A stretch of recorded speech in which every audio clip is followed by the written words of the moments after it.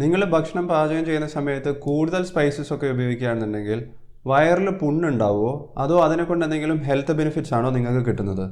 എല്ലാവർക്കും നമസ്കാരം, ഞാൻ doctor Prasoon.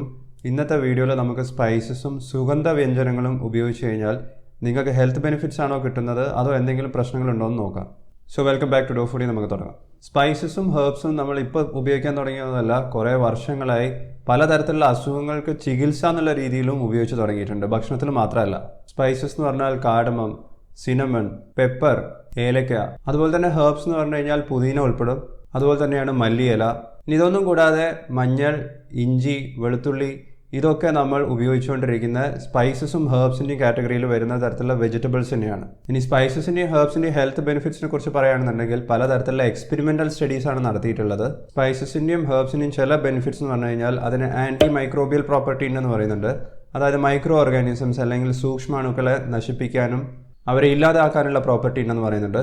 Anti inflammatory property, അതായത് നമ്മളുടെ ശരീരത്തിലുള്ള ഇൻഫ്ലമേഷൻ കുറച്ചു നിർത്താനുള്ള പ്രോപ്പർട്ടി ഉണ്ടെന്ന് പറയുന്നുണ്ട്.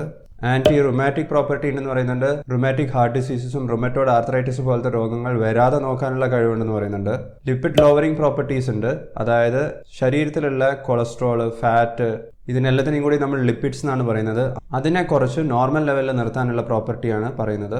ഹെപ്പറ്റോ പ്രൊട്ടക്റ്റീവ് എന്ന് പറഞ്ഞു കഴിഞ്ഞാൽ ലിവറിനെ പ്രൊട്ടക്റ്റ് ചെയ്യാനുള്ള കഴിവുണ്ടെന്ന് പറയുന്നുണ്ട്. അതുപോലെ തന്നെയാണ് നെഫ്രോ പ്രൊട്ടക്റ്റീവ് റോള്, അതായത് കിഡ്നീനെ പ്രൊട്ടക്റ്റ് ചെയ്യാനുള്ള കഴിവുണ്ട്. മ്യൂട്ടേഷൻ തടയുന്നത് വഴി ക്യാൻസർ വരാതെ നോക്കാനുള്ള പ്രോപ്പർട്ടീസും സ്പൈസസിനും ഹെർബ്സിനും ഉണ്ടെന്ന് പറയുന്നുണ്ട്. നമ്മൾ ഇതിനു മുമ്പേ കേട്ടിട്ടുണ്ടാവുക സ്പൈസസ് കൂടുതൽ കഴിക്കുകയാണെന്നുണ്ടെങ്കിൽ അതിനനുസരിച്ച് വയറിൽ പുണ്ണ് വരാനുള്ള ചാൻസസ് കൂടുതലാണെന്നാണ്. പക്ഷേ പുതിയ സ്റ്റഡീസിൽ അങ്ങനെയല്ല പറയുന്നത്. സ്പൈസസിനും ഹെർബ്സിനും അൾസർ വരാതെ നോക്കാനുള്ള കഴിവുണ്ടെന്ന് പറയുന്നുണ്ട്. അതായത് ആൻറ്റി അൾസർ പ്രോപ്പർട്ടീസ് ഉണ്ട്. അതുമാത്രമല്ല, ഇപ്പം ഗ്യാസ്ട്രിക് അൾസറിൻ്റെ ട്രീറ്റ്മെൻറ്റിൻ്റെ ഭാഗമായിട്ടും സ്പൈസസും ഹെർബ്സും ഉപയോഗിക്കുന്നുണ്ട്. ഇനി എങ്ങനെയാണ് സ്പൈസസിന് അൾസർ വരാതെ നോക്കാനുള്ള കഴിവ് കിട്ടുന്നതെന്ന് ചോദിച്ചു കഴിഞ്ഞാൽ ആൻറ്റി സെക്രീറ്ററി പ്രോപ്പർട്ടി വഴിയാണ്. അതായത് നമ്മളുടെ കുടലിലും ഇൻറ്റസ്റ്റൈൻസിലും ഒക്കെയുള്ള മ്യൂക്കസ് സെക്രീറ്റിംഗ് സെൽസ് ഉണ്ട്. അവിടെ ആക്ട് ചെയ്ത് ചില പ്രത്യേക തരത്തിലുള്ള സെക്രീഷൻസ് കുറച്ചിട്ടാണ് ഇത് വരുത്തുന്നത്. മറ്റൊരു കഴിവെന്ന് പറഞ്ഞു കഴിഞ്ഞാൽ അതിന് സൈറ്റോ പ്രൊട്ടക്റ്റീവ് ഇഫക്റ്റ് ഉണ്ട്. സൈറ്റോ പ്രൊട്ടക്റ്റീവ് എന്ന് പറഞ്ഞാൽ നമ്മളുടെ സ്റ്റൊമക്കിലും ഇൻറ്റസ്റ്റൈൻസിലും ഒക്കെ ഉള്ള ചെറിയ ചെറിയ കോശങ്ങളെ പ്രൊട്ടക്റ്റ് ചെയ്യാനുള്ള കഴിവുണ്ട്. സ്പൈസസിൻ്റെയും ഹെർബ്സിൻ്റെയും ആൻറ്റി ഓക്സിഡൻറ്റ് പ്രോപ്പർട്ടി ഉപയോഗിച്ചിട്ട് നമ്മളുടെ വയറിൽ സ്റ്റൊമക്കിൽ ഉണ്ടാകുന്ന ഹെലിക്കോബാക്ടർ പൈലോറി എന്ന് പറയുന്ന ബാക്ടീരിയൽ ഇൻഫെക്ഷൻ വരാതെ നോക്കാനുള്ള കഴിവും ഉണ്ടെന്നാണ് പറയുന്നത്. ഈ 4 വഴിയിലൂടെയാണ് സ്പൈസസിനും ഹെർബ്സിനും ആൻറ്റി അൾസർ പ്രോപ്പർട്ടീസ് കിട്ടുന്നത്. സ്പൈസസും ഹെർബ്സും നമ്മൾ ഭക്ഷണത്തിൽ ഉപയോഗിക്കുന്നത് വളരെ ചെറിയ എമൗണ്ടിലാണ്. പോരാത്തതിന് നമ്മളുടെ കൾച്ചർ മാറുന്നതിനനുസരിച്ച്, നമ്മൾ പാചകം ചെയ്യുന്ന രീതി അത് മാറുന്നതിനനുസരിച്ച് നമ്മൾ ഉപയോഗിക്കുന്ന സ്പൈസസ് മാറും, നമ്മൾ ഉപയോഗിക്കുന്ന സ്പൈസസിൻ്റെ ക്വാണ്ടിറ്റി മാറും. അതുകൊണ്ട് തന്നെ ഇത്തരത്തിലുള്ള സ്പൈസസിനും ഹെർബ്സിനും എന്തൊക്കെ ഹെൽത്ത് ബെനിഫിറ്റ്സ് ആണെന്നുള്ളത് കണ്ടുപിടിക്കുക എന്ന് പറഞ്ഞാൽ സത്യം പറഞ്ഞ ഒരു ചാലഞ്ചാണ്. കാരണം നമ്മൾ എന്തെങ്കിലും ഒരു ഫാർമസ്യൂട്ടിക്കൽ പ്രൊഡക്റ്റ് നോക്കുകയാണെന്നുണ്ടെങ്കിൽ അത് വളരെ കറക്റ്റ് കോൺസെൻട്രേറ്റഡ് ഫോമിലായിരിക്കും, അതിൻ്റെ പ്യൂരിഫൈഡ് ഫോമിലായിരിക്കും കഴിക്കുന്നത്. ഉദാഹരണത്തിന് നിങ്ങളൊരു മരുന്നിൻ്റെ കാര്യം നോക്കിയാൽ മതി. ആ മരുന്ന് എല്ലാവർക്കും ഒരേ ഡോസിൽ ഒരേപോലെയാണ് കിട്ടുന്നത്. അത്തരത്തിലുള്ള ഫാർമസ്യൂട്ടിക്കൽ പ്രൊഡക്ട്സിൻ്റെ ബെനിഫിറ്റ്സ് കണ്ടുപിടിക്കാനും അഡ്വേഴ്സ് ഇഫക്ട്സ് അല്ലെങ്കിൽ സൈഡ് എഫക്ട്സ് കണ്ടുപിടിക്കാനും സ്റ്റഡീസ് നടത്താനൊക്കെ എളുപ്പമാണ്. പക്ഷേ സ്പൈസസിൻ്റെയും ഹെർബ്സിൻ്റെയും എന്ത് തരത്തിലുള്ള ഭക്ഷണത്തിൻ്റെ കാര്യം വരികയാണെന്നുണ്ടെങ്കിലും അത് ഓരോരുത്തരും കഴിക്കുന്ന എമൗണ്ട് വ്യത്യാസമാണ്. അതുമാത്രമല്ല, നമ്മൾ ഒരൊറ്റ തരത്തിലുള്ള ഭക്ഷണമല്ല കഴിക്കുന്നത്, അധികവും കോമ്പിനേഷൻ രൂപത്തിലാണ് കഴിക്കാറ്. പലതരത്തിലുള്ള ഭക്ഷണം ഒരുമിച്ചിട്ടാണ് കഴിക്കാറ്.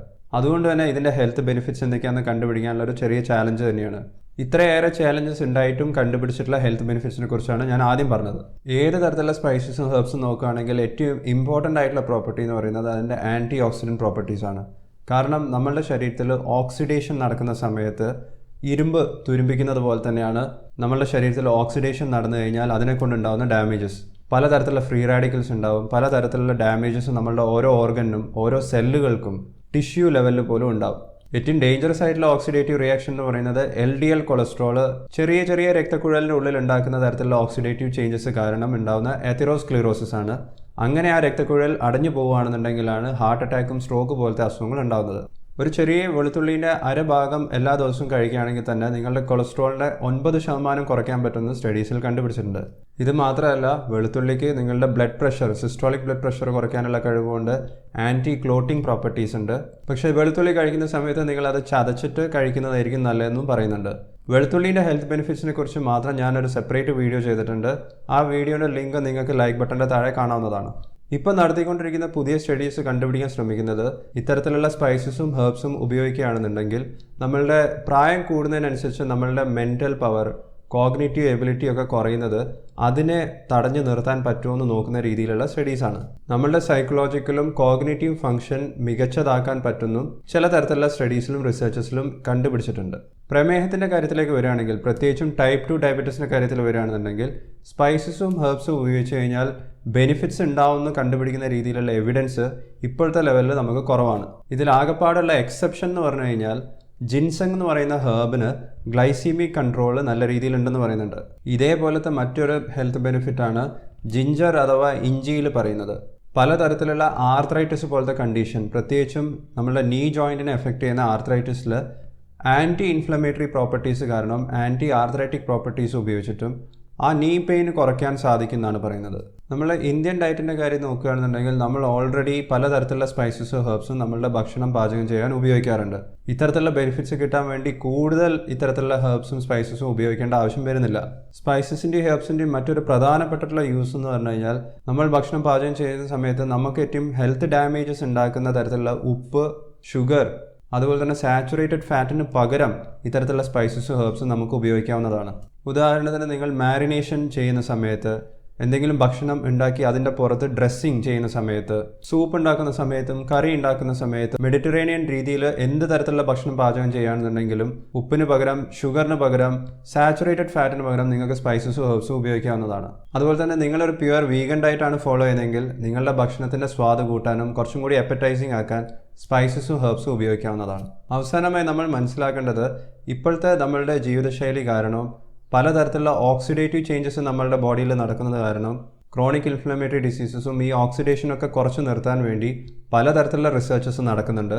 ഇപ്പോഴത്തെ പുതിയ റിസർച്ചസും സ്റ്റഡീസൊക്കെ കണ്ടുപിടിക്കാൻ ശ്രമിക്കുന്നത് നമ്മൾ വർഷങ്ങളായി കഴിച്ചുകൊണ്ടിരിക്കുന്ന സ്പൈസസിലും ഹെർബ്സിലും എന്തൊക്കെ തരത്തിലുള്ള ആൻറ്റി ഓക്സിഡൻറ്റ് പ്രോപ്പർട്ടീസ് ഉണ്ട്, അതെങ്ങനെ കൃത്യമായി ഉപയോഗിച്ച് കഴിഞ്ഞാൽ നമുക്ക് കൂടുതൽ മാക്സിമം ആൻറ്റി ഓക്സിഡൻറ്റ് ബെനിഫിറ്റ്സ് കിട്ടുമെന്നുള്ള രീതിയിലാണ്. പക്ഷെ നിങ്ങൾ വാങ്ങിക്കുന്ന സ്പൈസസും ഹെർബ്സും നല്ല ക്വാളിറ്റി ആണെന്നുള്ള കാര്യം മാത്രം നിങ്ങൾ ഉറപ്പുവരുത്തുക. സാധാരണ കഴിച്ചുകൊണ്ടിരിക്കുന്ന അതേ അളവിൽ തന്നെ കഴിക്കുക.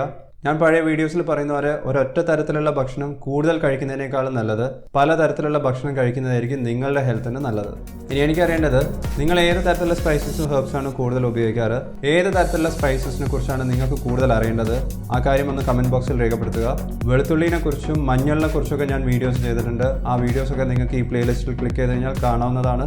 ഈ വീഡിയോ നിങ്ങൾക്ക് ഇഷ്ടപ്പെട്ടാൽ ലൈക്ക് ചെയ്യുക, ഷെയർ ചെയ്യുക, ചാനൽ സബ്സ്ക്രൈബ് ചെയ്യുക. ഞാൻ നിങ്ങളെ നെക്സ്റ്റ് വീഡിയോയിൽ കാണാം. Take care, stay healthy and thank you so much watching. By.